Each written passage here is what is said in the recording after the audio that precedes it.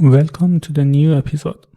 In this episode, we talk about creating our first API. It's an API that we use to create a wallet for the user, or if the wallet exists, we just return the created wallet. So from our app, we call API gateway in AWS, but in the middle, we have a AWS WAF. WAF is Web Application Firewall, and it will protect our application against popular attacks that happen to a web app. After the request reach API Gateway, then inside API Gateway, we call AWS Cognito to check if the request comes from an authenticated user. If that's the case, then we let the request to go through to our function.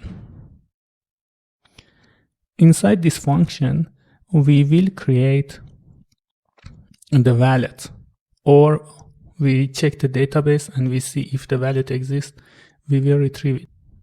We will create the wallet using a library called web3.js, and it's the main library to interact with blockchain. Now let's talk a little more about the token that we are going to use.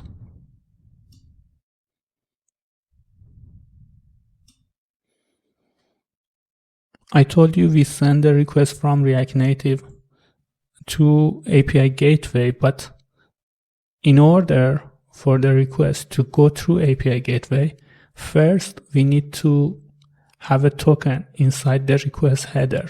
As you see here, a request consists of two parts. One part is header and one part is body. These are the parts that we care about the request that I want to talk about. Body is the part that normally have a command or have a data. So, for example, it has the amount that user want to send to someone. But headers are the part that we use normally for authentication. So inside the headers, we have an authorization header. As you see here, there is a token.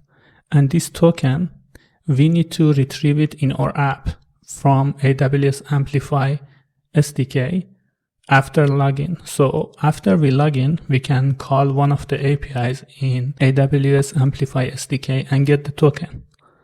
After we got the token, we put it in the authorization header.